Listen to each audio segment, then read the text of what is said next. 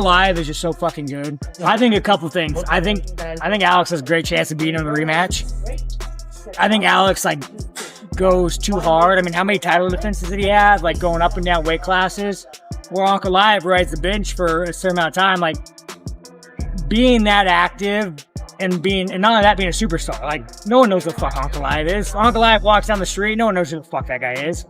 Alex is a superstar. He can't leave his house without someone saying, "Oh shit, there's Alex, should we take a picture?" It kind of takes a toll on the mind. Where, you take Uncle Live, who just lives in a fucking cave somewhere. I don't even know where the fuck that guy's from, but dude, he probably lives in a fucking cave somewhere and just, he doesn't have to deal with the same pressures of being famous as you do in the U.S. So I think Alex, if he just takes a step back, clears his brain, comes in fresh, stop traveling all over the fucking world, I think he has a legitimate shot of beating. Chael Sonnen recently brought up a matchup that hasn't been on many fans' radar at all. Potential showdown between Islam Makhachev and Shavkat Rakhmonov. If Makhachev can get through Jack Della Maddalena, this could shape up to be a monumental clash. The stakes would be sky high. You're looking at two of the most calculated and dominant fighters on the UFC roster.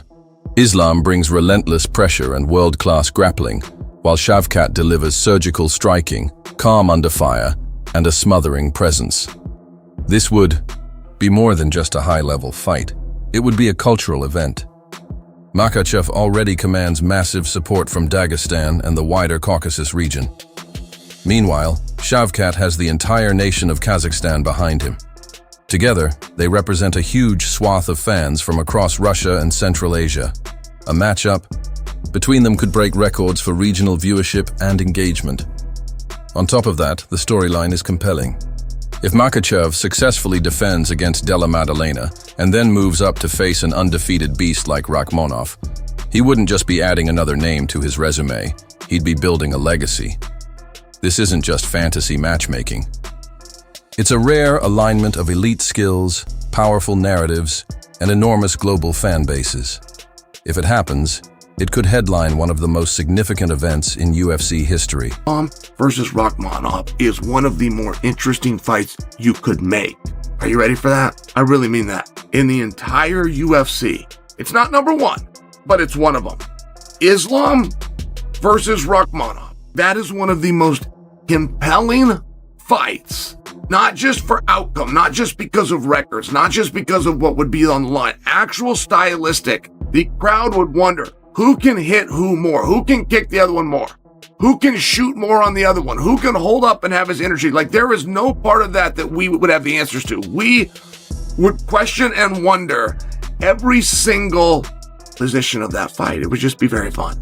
But if you do Shavkat versus Blal, now all of a sudden you find yourself in a 50% chance that you can't bring Rakhmonov out of that. And if you do bring Blal out of that, and we've already understood Blal and Islam is not going to happen, I think that you find yourself in a real spot. Josh Thompson, Islam Makhachev's longtime teammate and podcast co-host, recently dropped an interesting tidbit that's got the MMA community buzzing.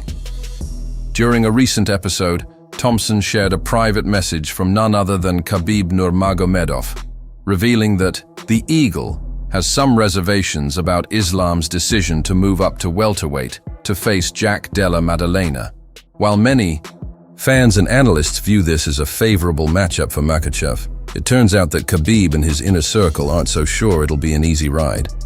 And honestly, that hesitation makes sense. Despite Khabib's dominance at lightweight and past discussions about moving up to 170 with his late father, he ultimately never made the jump. Though his retirement was tied to personal loss, it's also worth noting that during Kamaru Usman's reign, Team Khabib didn't seem particularly eager to pursue a bout in the welterweight division. Now the welterweight landscape has shifted. The belt no longer sits with a dominant grappler, but with a technical striker, a change that may make the timing more favorable for Islam to test the waters at 170. It's telling that the move comes now, as the stylistic matchup has shifted, away from elite wrestlers to more striking-based champions. So, while Makhachev absolutely has the tools to compete at welterweight, don't be fooled. Khabib and his team are approaching this challenge with a lot more caution than most fans might assume.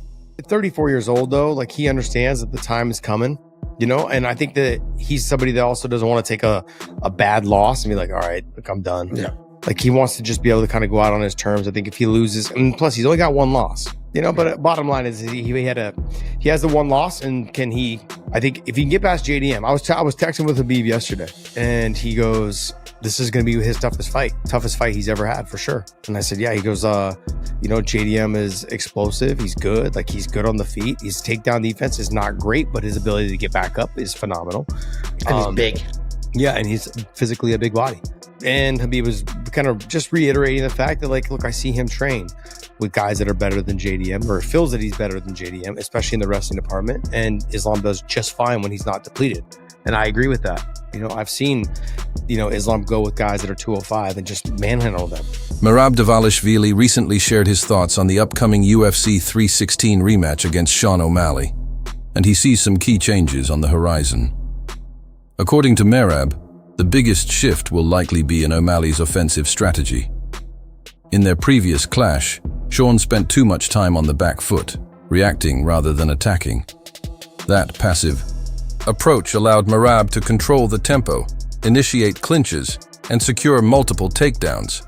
But this time, Merab expects a different version of Sugar. He anticipates a more aggressive O'Malley, one who will claim the center of the octagon early, throw with volume, and try to disrupt Merab's trademark pressure game before it can take hold. Still, the Georgian powerhouse remains confident. No matter how Sean adjusts, Merab believes his relentless pace and grinding style will eventually overwhelm him once again. What do you think? Will O'Malley make the right adjustments, or will Merab's engine take over once more? Drop your predictions below. Sean Strickland recently weighed in on the upcoming rematch between Alex Pereira and Magomed Ankalaev. As someone who's spent time training and sparring with both fighters, Strickland brings a unique perspective to the matchup. In his view, if Pereira wants to even the score, the formula is simple: cut back on the global appearances, silence the distractions, and fully commit to serious, focused preparation. Strickland didn't hold back.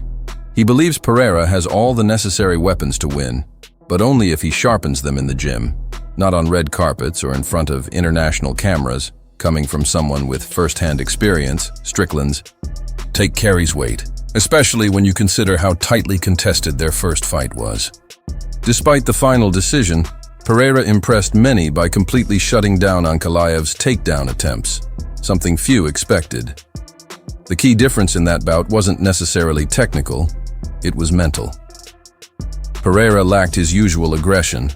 He spent much of the fight retreating, seemingly waiting for the perfect opening rather than asserting control. That split-second hesitation gave Ankalaev the upper hand. Still, Ankalaev deserves credit for his composed, strategic performance that earned him the win over 5 rounds. Now, with a second fight on the horizon, the big question remains: will Pereira return as the focused finisher who toppled Adesanya and Prochazka? Or will the spotlight of stardom continue to blunt the edge that once made him so dangerous, especially against a tactician like Ankalaev? First time he was waiting for me too much, and I was measuring distance good, and every time we get close, I was able to take him down. Now I think he will attack more. Like, I think he has a success 5th round, he touched my body, like he got me one body kick, front kick. And maybe he will try more that, and I'm sure his cardio, he's first time when we fought, he make mistakes, and I was better with him. Now he will make adjustments, and Appreciate you tuning in.